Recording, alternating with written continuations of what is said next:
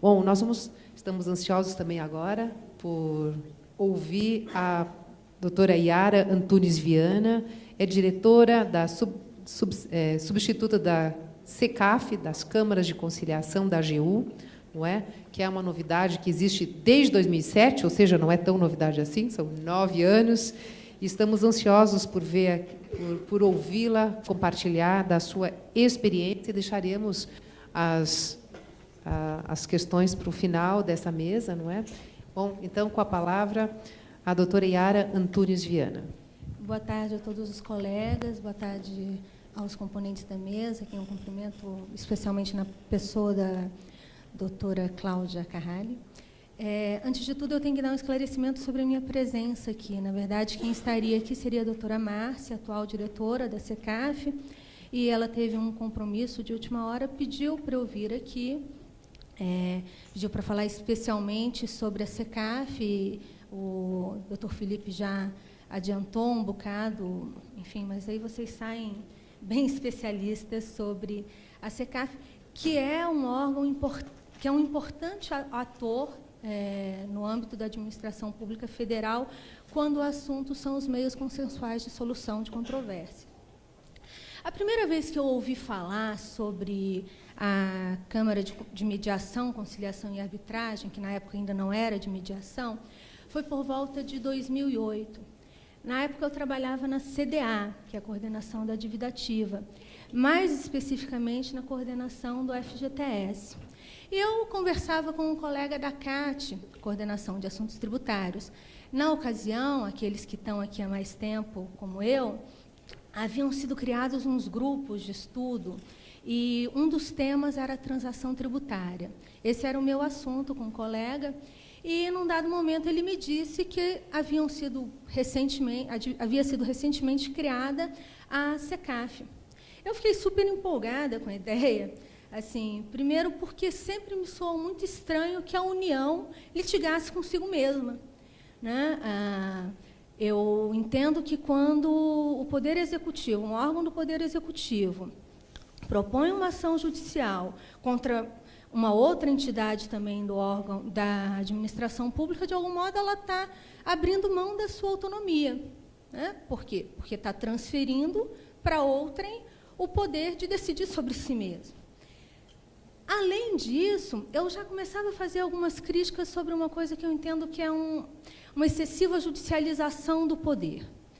Bom, eu sabia, seja porque trabalhava na CDA ou porque eu tinha sido procuradora do INSS, que não eram incomuns as ações judiciais propostas por órgãos da administração pública federal contra outras entidades, né, sejam fundações, autarquias ou de autarquias entre si. E, já naquela época, eu achava que no Brasil a gente vinha depositando muita esperança no Poder Judiciário como grande pacificador dos litígios. Eu tinha a impressão de que aquele não era necessariamente o melhor caminho, porque, quando a gente perde uma ação, a gente nunca fica totalmente satisfeito, né? Enfim, às vezes não tem mais recurso, mas satisfeito mesmo a gente não fica muito. Curiosamente, quando eu conversava com os meus colegas PFN sobre o assunto, sobre essa possibilidade de solução extrajudicial dos conflitos envolvendo a União, especialmente quando a gente estava tratando de matéria tributária ou da dívida ativa, eu não percebi essa mesma empolgação. Ao contrário. Talvez porque somos advogados, né, ou porque na época a gente era mais novo também, eu acho que tinha uma certa confiança de que a melhor forma de resolver os conflitos era mesmo propondo ações judiciais, submetendo a controvérsia ao Poder Judiciário. E um exemplo emblemático disso, assim, alguns anos antes, teve uma calorosa discussão, talvez alguns aqui também se lembrem, sobre a possibilidade da PGFN propor ação judicial para discutir decisões do CARF. Lembram-se disso?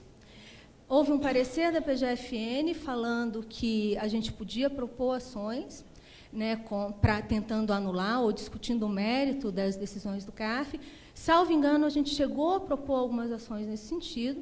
Quando eu conversava com alguns colegas, muitos entendiam que era plenamente possível.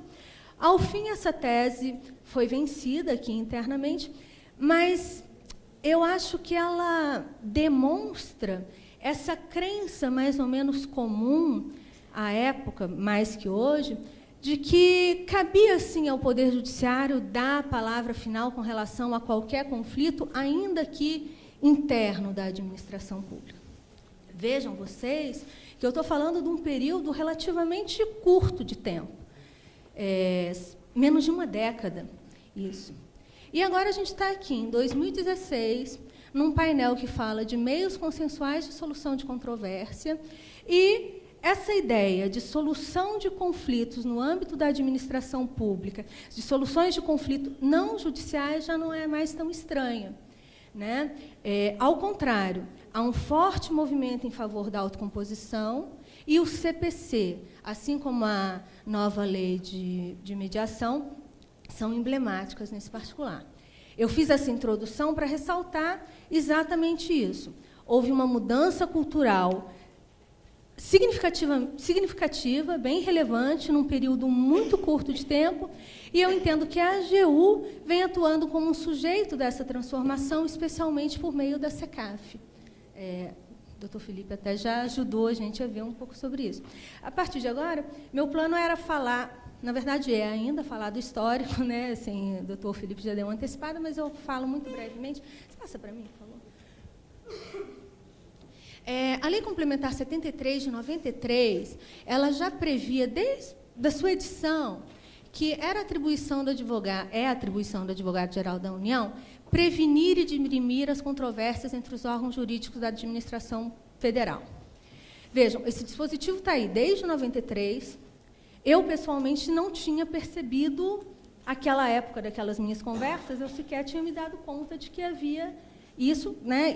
Ou seja, a gente não dava relevância para essa atribuição dele.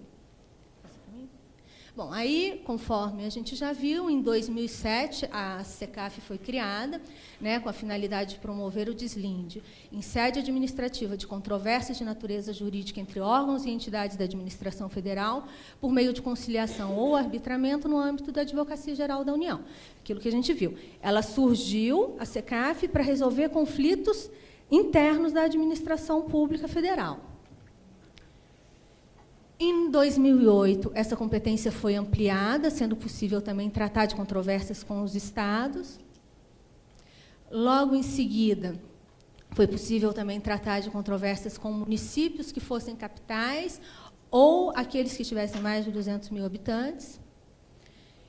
E, finalmente, em 2010, o decreto, também já citado pelo Dr. Felipe, trouxe a possibilidade de promover a resolução de conflitos judicializados, além dos administrativos, né, antes eram só os administrativos, e incluiu e tratou dos municípios sem o limitador de número de habitantes. Até que, no ano passado, com a edição da Lei 13.140, que é a nova lei de mediação, houve a possibilidade de resolução de conflitos por meio da composição, no caso de controvérsias também, entre particular e pessoa de direito público, inclusive a União.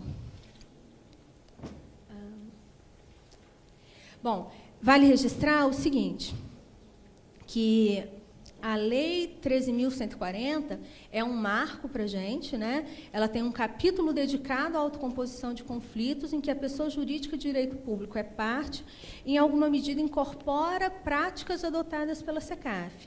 Daí a minha insistência no papel, né, que a SECAF tem nesse contexto de transformação e de mudança de cultura. O decreto que regulamentará ainda está em vias de ser editado, né?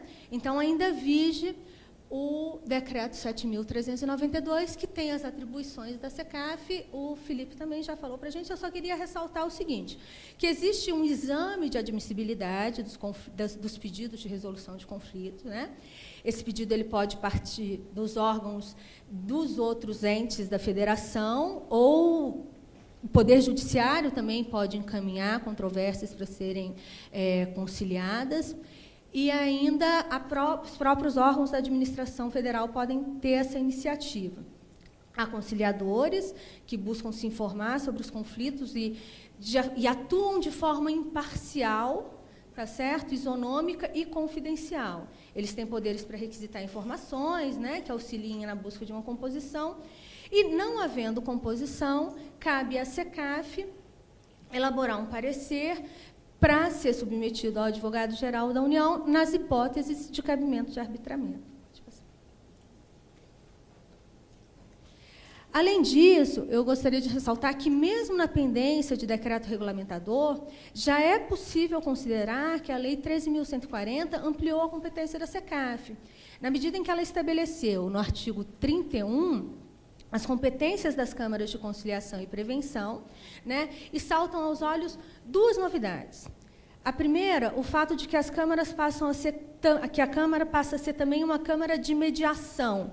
Até a lei, até o ano passado, era só de conciliação. E a possibilidade de controvérsias com particulares, né, ressaltando-se que compreendem-se na sua competência a prevenção e a resolução de conflitos que envolvam equilíbrio financeiro de contratos celebrados pela administração com particulares. Também é digno de nota o fato de que, já mencionado também pelo Dr. Felipe, mas é bom para a gente fixar, que a propositura da ação judicial em que figurem concomitantemente nos polos ativo e passivo órgãos ou entidades de direito público que integrem a administração pública federal deverá ser previamente autorizada pelo advogado-geral da União. Nos casos de conflitos que envolvam controvérsia jurídica entre os órgãos ou entidades de direito público que integram a administração pública, deverá ser realizada a composição. E, na hipótese de não haver acordo, necessariamente a controvérsia será dirimida pelo advogado-geral da União. Então, a gente passa, a partir de agora, a ter como regra a não judicialização dos conflitos internos da União. Observem que a SECAF, a sua competência e o seu modo de atuação estão absolutamente em harmonia com o que tem sido considerado uma nova norma fundamental processual, que é o princípio da promoção pelo Estado da solução por autocomposição, expresso em diversos dispositivos do CPC, mas especialmente no artigo 3º, parágrafo 2º e 3º. O professor Didier, ele fala que o novo CPC consagra uma verdadeira política pública de solução consensual dos conflitos. E eu acho que a gente pode dizer que a AGU é um ator principal nesse contexto, atuando na vanguarda da implementação dessa política, especialmente por meio da CAF. Então, eram essas breves considerações. Obrigada.